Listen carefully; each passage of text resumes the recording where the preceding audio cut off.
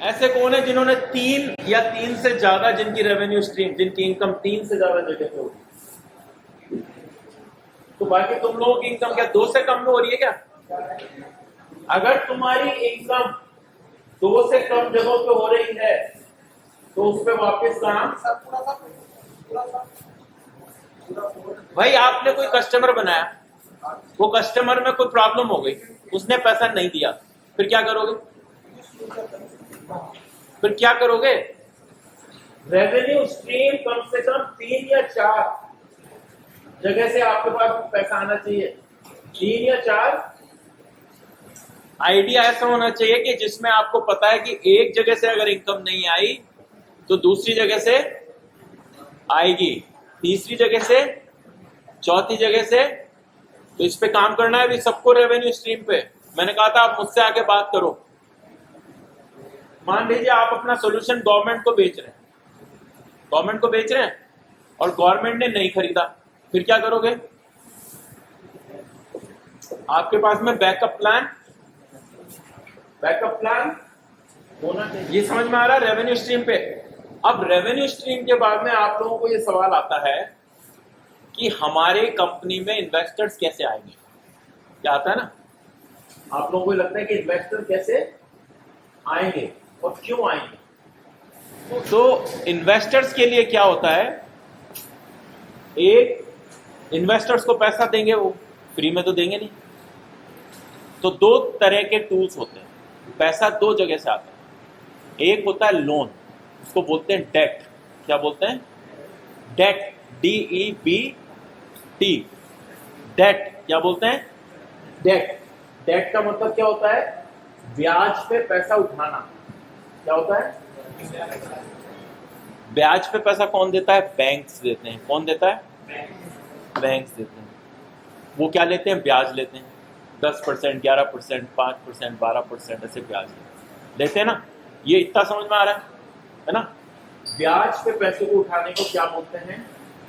Date. कि हमने कर्जा लिया है। डेट का मतलब कर्जा। आप लोगों में कॉमर्स के कौन कौन है विद्यार्थी? समझ में आ रहा है डेट? इतना तो आता है ना समझ में, बाकी लोगों को नहीं आ रहा, लेकिन अब समझ में आ गया डेट क्या होता है? कर्जा।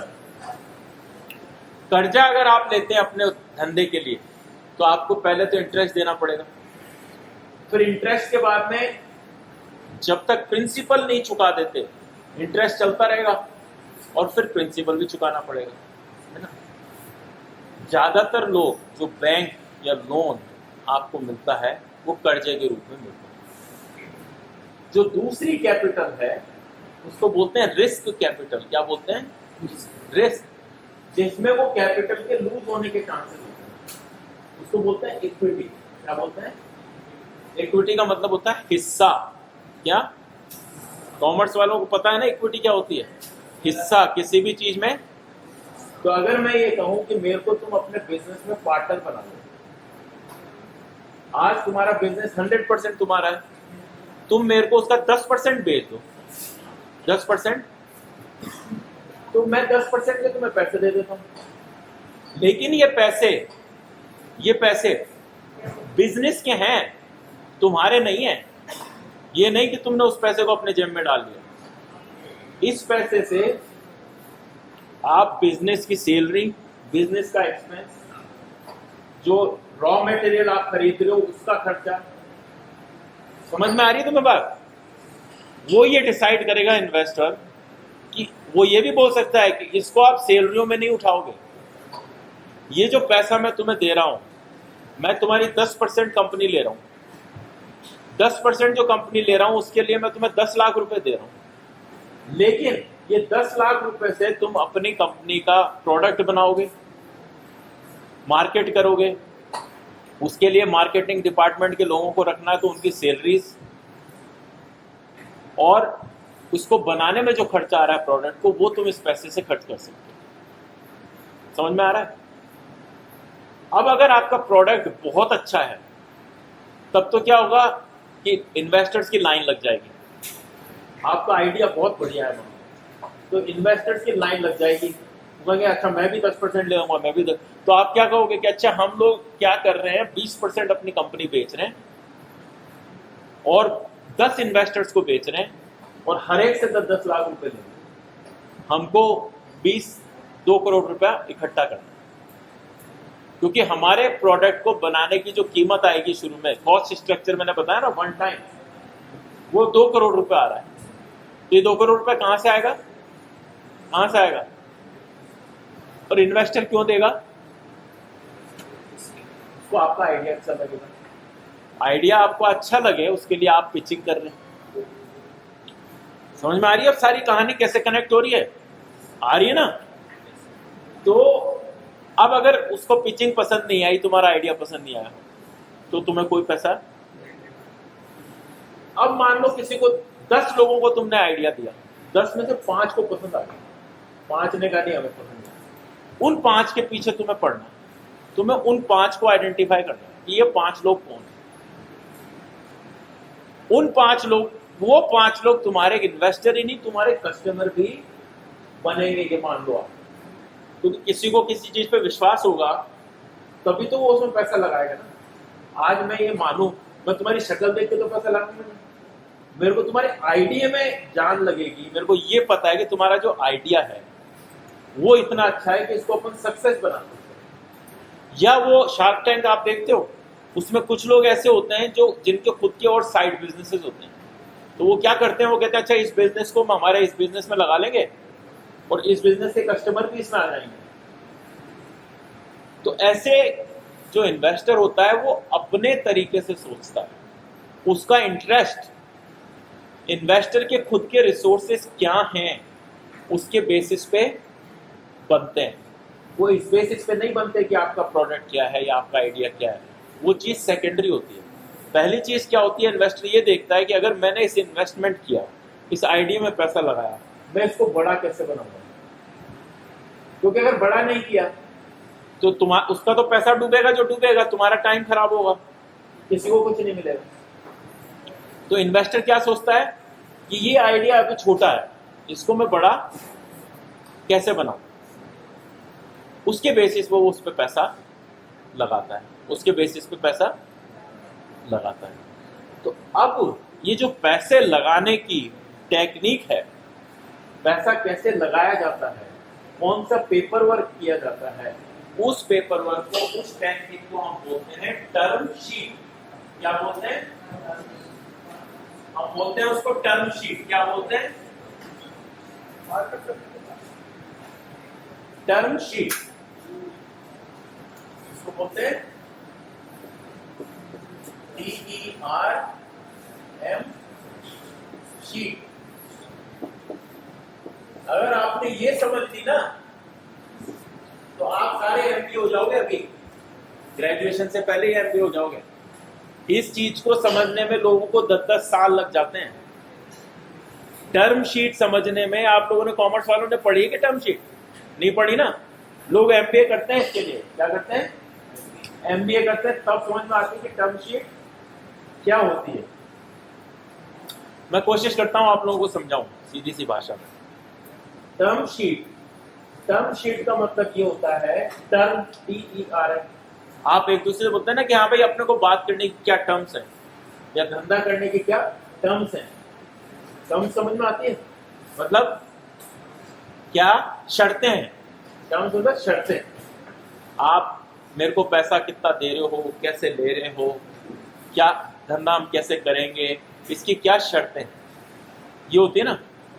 और शीट का मतलब, तो शर्तें, और शीट का मतलब वो पेपर जिसपे वो टर्म्स लिखी गई हैं कि हम इतना पैसा देंगे, आप इस कंपनी का इतना हिस्सा हमको दोगे, ये पैसा इन इन जगहों पे काम में आएगा, आगे कंपनी बढ़ती है तो हम कंपनी में इतना हिस्सा और लेंगे, या आगे आप कंपनी का पैसा रेज करते हो तो हमको उसमें डिस्काउंट दोगे।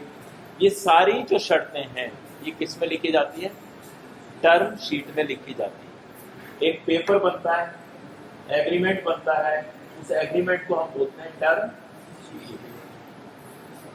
टर्म शीट जो है वो ज्यादातर केसेस में कौन बनाता है?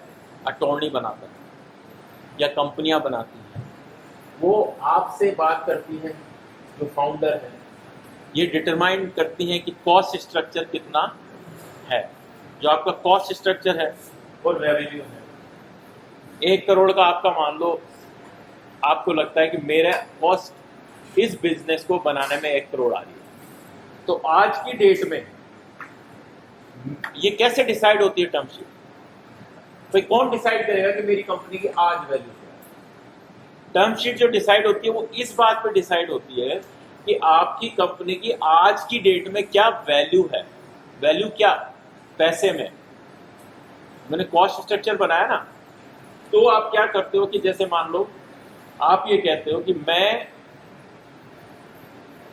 मैंने ये ऐप बनाई, ये ऐप मैं 500 लोगों को बेचूंगा, या ये सॉफ्टवेयर मैं 500 लोगों को बेचूंगा, और 500 की 500 हर एक आदमी से मैं एक एक से 10-10 हजार रुपये लूंगा साल के, 10-10 हजार रुपये साल के लिए। तो मेरा टोटल कितना हो गया? 10,000 रुपये टाइम्स 500 कितना हो गया? 50 लाख। 50 लाख हो गया ना। अब आपका साल भर का रेवेन्यू 50 लाख। आप ये कहते हो कि ये 50 लाख का रेवेन्यू लाने के लिए हमको 50 लाख खर्च करने, जो कॉस्ट स्ट्रक्चर है वो भी 50 लाख का है। भाई कोई सामान ऐप बनाओगे, सैलरीज दोगे, अपन ने बात करी ना, एक्सपेंस करोगे, तो कॉस्ट आपकी 50 लाख आ रही है। सामान आप बेच रहे हो 50 लाख का, अंदाजा लगा रहे हो कि तब बिक जाएगा 100%। तो आज की डेट में हम इन्वेस्टर के पास जाकर कहते हैं कि भाई तू हमको 50 लाख दे। 50 लाख हमारी कंपनी की वैल्यू, हम ये मान रहे हैं कि हम 50 लाख का सामान बेचेंगे साल भर के अंदर, और हमने अगर वो सामान बेच दिया तो 2-3 तरीके होते हैं। फाउंडर ये बोलता है कि हमारी कंपनी की वैल्यू डबल हो जाएगी। डबल मतलब 50 लाख का डबल 1 करोड़। तो वो पहले ही बोलेगा कि मेरी कंपनी की वैल्यू 1 साल बाद 1 करोड़ रुपया होगी। आप मुझे आज 50 लाख रुपए दे रहे हो, 1 करोड़ की कंपनी में अगर कोई आपको 50 लाख दे रहा है तो कितनी % कंपनी का मालिक हो गया वो? हैं? कौन बोला? Very good. समझ में आया? क्यों नहीं आया समझ? भाई कंपनी की वैल्यू 1 करोड़, आप इन्वेस्टर से कितना ले रहे हो? 50 लाख ले रहे हो। तो आपकी कंपनी की वैल्यू अगर 1 करोड़ है, आपने 50 लाख ले लिए, तो आपने आधी कंपनी बेच दी ना? बेच दी। अब जो कंपनी पहले आपकी 100% थी, अब कितनी रह गई? 50% रह गई। आपको उनको बोर्ड सीट देनी पड़ेगी, वो भी आपके साथ कंपनी में बैठेंगे, वो भी डिसीजन मेकिंग करेंगे। या आप उनसे ये लिखवा सकते हो टर्म शीट में कि भाई हम आपको बोर्ड सीट नहीं देंगे, आप इन्वेस्टर हो, डिसीजन मेकर हम ही रहेंगे। भाई कंपनी आपकी है 50%, मुनाफा होगा तभी तो होगी। जब तक मुनाफा नहीं है, जब तक आप इन्वेस्टर हो लेकिन डिसीजन मेकिंग आपकी नहीं है, ये आप किस में लिखोगे? टर्म शीट में। ये नहीं कि किसी ने आपको 50% दे दिया, 50 लाख रुपए दे दिया, वो मालिक हो गया 50, वो मालिक हो गया। मालिक होना अलग बात है, डिसीजन मेकर होना, ये चीज आपको समझनी पड़ेगी कि मालिक होना अलग बात है, डिसीजन मेकर होना अलग बात।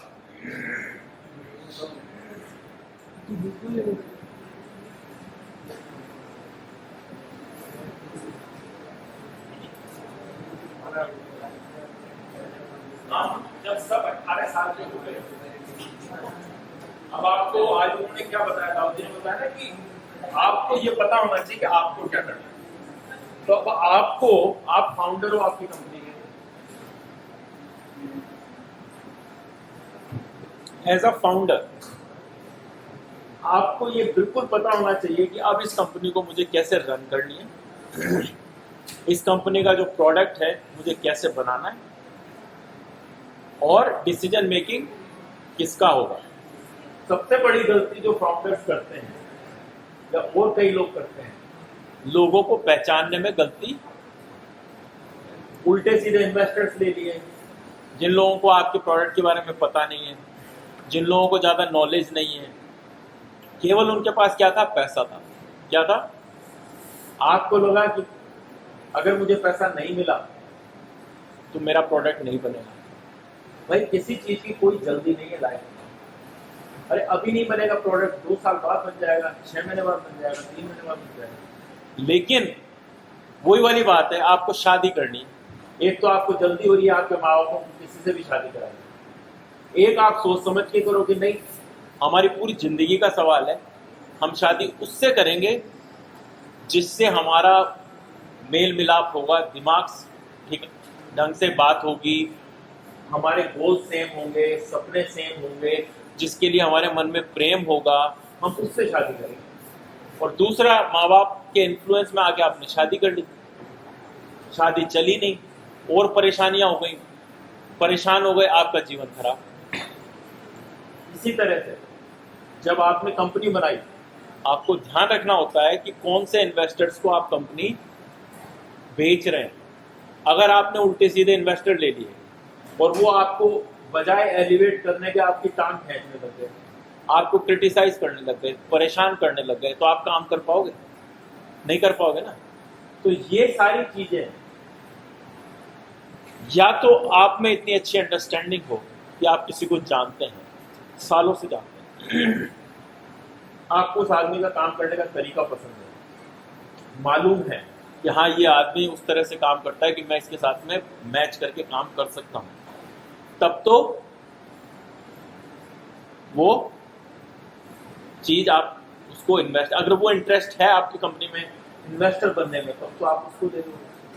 दूसरा, आपको पता ही नहीं है, कोई इन्वेस्टर आ रहे हैं, 10 इन्वेस्टर के आगे आप पिच कर रहे हो, तो मेन चीज आपको ये ध्यान रखनी है, आप उस इन्वेस्टर को जानने की कोशिश करें, उसके बारे में पता करें। और वो किस आज को तो बहुत ईजी हो गया, सोशल मीडिया। अभी पता है आपको, अमेरिका में अभी नया रूल आया है, जो लोग अमेरिका वीजा के लिए अप्लाई करेंगे उनको अपना सोशल मीडिया ओपन करना पड़ेगा, पब्लिक, प्राइवेट नहीं कर सकते। उससे ये पता चलेगा कि आपकी मानसिकता कैसी है। उससे क्या पता चलेगा? आपकी मानसिकता कैसी है। तो ये अब दुनिया में हो रहा है, तो ये चीज आप भी पता कर सकते हैं। जब किसी को आप इन्वेस्टर ले रहे हैं, इन्वेस्टर तो करेगा ही, इन्वेस्टर भी ये करेगा ड्यू डिलिजेंस। इन्वेस्टर भी ऐसे पैसा नहीं लगाएगा, वो पहले देखेगा आपका सोशल मीडिया क्या कहता है, आपकी मानसिकता कैसी है, आप किससे कैसे बात करते हो, आप रहना सहने का तरीका आपका क्या है ना। ये सारी चीजें आती हैं, इसको बोलते हैं investor and founder matching. Investor and founder, अगर ये मैचिंग नहीं है तो आपको हमेशा दिक्कत आने वाली है। लेकिन कई बार क्या होता है, आपका आइडिया इतना बढ़िया होता है कि आपको लार्जर पिक्चर देखनी होती है। लार्जर पिक्चर क्या हो, 4-5 इन्वेस्टर्स आ गए, एक है तो चलो अपन ने डिसीजन ले लिया, 4-5 आ गए एक साथ। ज्यादातर लोग आजकल क्या करते हैं वर्ल्ड में, वो ये कहते हैं कि भाई मेरे को 2 करोड़ रुपया चाहिए और 20 आदमियों से चाहिए। उसमें क्या होता है, फिर आप टर्म शीट बनाते हो और कहते हो ये 10 रूल हैं सबके लिए सेम, ये 10 रूल हैं सबके लिए सेम। अब कोई बोल ही नहीं सकता भाई, जो एक इन्वेस्टर के लिए वो दूसरे के लिए, वो तीसरे के लिए, है ना। तो सबसे आपने समान पैसे ले लिए, सबको सेम टर्म शीट पकड़ा दी, सब पे आपके भी साइन है, उसके भी साइन है। अब कभी आगे कोई बातचीत हो, कुछ हो, तो आपके साथ में 10 आदमी खड़े हैं। क्या है? 10 आदमी खड़े हैं, क्योंकि 10 की 10 को पता है कि भैया रूल्स तो सेम है। कौन बोलेगा? आगे आने वाले टाइम में अपने जीवन में आपको ये हमेशा प्रॉब्लम आएगी कि जो डिसीजन आप उस मोमेंट में लेना चाहते हो वो डिसीजन सही है कि गलत है। और वहां अच्छे इन्वेस्टर, अच्छी संगति, उन्होंने आज एक बात बताई थी, अच्छी संगति, ये इन्वेस्टर्स आपके दोस्त होंगे, उनके बारे में आपको पता होना चाहिए सब कुछ, उनको आपके लाइफ के बारे में सब कुछ पता होना चाहिए। अच्छे इन्वेस्टर्स अच्छे दोस्तों की तरह होते हैं। उनका पैसा डूब भी जाए वो पैसा ही इसलिए लगा रहे आपके आइडिया में कि उनको पता है पैसा डूबेगा। 98% स्टार्टअप फेल होते हैं। कितने? 98%। आप देख लो, तो आप 2% में तैर रहे हो। ये पूरा खेल 2% का है। अगर 100 लोग स्टार्टअप के पूल में, नदी में छलांग लगाते हैं तो 98 तो डूबेंगे, 2 ही तैर के। तो अब आपको उन 2% में तैरना है। आप समझ रहे हैं कितना टफ कंपटीशन है? लेकिन ये कंपटीशन तो सब जगह है। आप जो भी सरकारी उसमें बैठोगे या पीटी में जो भी दोगे एग्जाम, सब में यही कंपटीशन है। किसी में भी 2% 3% से ज्यादा सक्सेस रेशो है क्या? नहीं है ना। तो कम से कम जब पता है कि सभी जगह 2-3% है, तो वहां पे छलांग लगाओ ना, जहां पे आपकी जो इच्छा वो करना चाहते हो। भाई आपके पास में, चाहे आप कंपटीशन में चले जाओ, सेना में चले जाओ, सब जगह 2 से 3% का कंपटीशन है। सरकारी जॉब में चले जाओ, किसी में भी चले जाओ, ये है ना, सब जगह वही है। तो कम से कम डुबकी वहां लगाओ जहां चीजें आपके कंट्रोल में है।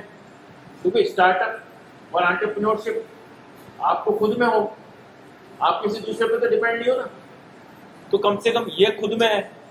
दूसरा, अगर आप तैर गए तो आपकी पूरी की पूरी जिंदगी सेट। आपका कोई ये डिसाइड नहीं कर सकता, कोई आपका ट्रांसफर कर देगा, कोई आपको परेशान करेगा जॉब में, कोई आपका बॉस बन जाएगा, वो नहीं हो सकता। तो अगर आप सोचो लार्जर पिक्चर, तो chances of becoming an entrepreneur is more successful than taking a job in India. चाहे आप सरकारी जॉब लो, भाई प्राइवेट जॉब आपको, जैसे वो महावीर जी आए थे, उन्होंने बताई थी 2-3 चीज, ये जो छोटे मोटे जॉब आपको करने तो बात अलग है। आपको ड्राइवर बनना है, आपको लेबर बनना है, आपको ये चीज, तो वो बात अलग है, वो तो हमेशा रहने वाले हैं जॉब। लेकिन आपको अच्छे ब्लू कॉलर जॉब जिनको बोलते हैं, बढ़िया, जिसमें आप ऑफिस में बैठे हैं, एसी एनवायरनमेंट में बैठे हैं, लोग आपकी बातचीत समझ रहे हैं, सुन रहे हैं, ऐसा काम करना है, तो उसके लिए तो आपको वही 2% 3% वाली कैटेगरी वहीं compete करना पड़ेगा। तो अगर वहीं compete करना है तो फिर क्या ऑप्शन है? जो आप कर रहे हैं वो entrepreneurship is a better option, हाँ या ना? आपको कॉन्सेप्ट समझ में आ रहा है? मेहनत सब जगह सेम ही करनी है भाई। सरकारी जॉब में ऐसा नहीं है मेहनत नहीं करनी पड़ेगी। वहां आप मंत्रियों के धक्के खाओगे, किसी और के धक्के खाओगे, किसी के तलवे चाटोगे, ये करोगे वो करोगे, उसमें अच्छा लगेगा क्या वो? तो बेस्ट, अगर 2% का ही कंपटीशन है तो 2% का अपना दिमाग वहां लगाओ जहां अपने को कम से कम अपने मन की तो हो रही है ना। तो जब अगर 10 इन्वेस्टर हैं तो आपने उनके लिए जो टर्म्स बनाई, वो टर्म्स इस शीट में लिखी जाएगी। इस शीट में ये सब लिखा जाएगा कि कंपनी का मालिक कौन होगा, कंपनी का सीईओ कौन होगा, कंपनी के डायरेक्टर्स कौन होंगे, कंपनी कैसे रन करेगी, कंपनी के जो पेपर वर्क होगा वो सारा उसका रेफरेंस इसमें आएगा, जो अटॉर्नी, जो वकील इसको बनाएगा उसका नाम इसमें आएगा। ये टर्म शीट ये डिसाइड करेगी आपकी कंपनी का भविष्य कैसा होगा, आपकी कंपनी का भविष्य कैसा होगा। इससे ज्यादा मैं अगर आपको इसे बनाऊंगा तो आप बहुत परेशान हो जाओगे, आपको समझ में नहीं आएगा। लेकिन कम से कम आप जब यहाँ से निकले, आपके आइडिया के लिए पिच करें, इन्वेस्टर्स के पास जाए, तो कम से कम आपके मुंह पे ये एक शब्द टर्म शीट हमेशा एंड में रहना चाहिए। जब आप पिच करें तो उनको ये बोले कि भाई हमारा आइडिया पूरा तैयार है, हमारी कॉस्ट हमको पता है इतनी है, और हमारी टर्म शीट भी तैयार है। अगर आपको बात करनी है तो हम इतना पैसा लेने के लिए तैयार हैं। इसको बोलते हैं टर्म शीट। इसमें किसी को कोई सवाल समझ में आया टर्म शीट का मतलब? तो अब हमारे आइडिया में करीब करीब आपकी 95% सारी चीजें हो चुकी है। वो जो शीट है ना, वापस निकालो। वो शीट सबके पास है कि नहीं है? नहीं है तो उसकी एक एक कॉपी बनाओ। वो शीट की कॉपी देना इनको, इन्होंने खो दी होगी। अब आपके पास में उस शीट में वापस देखो, जो कैप्टन्स हैं वो उस शीट को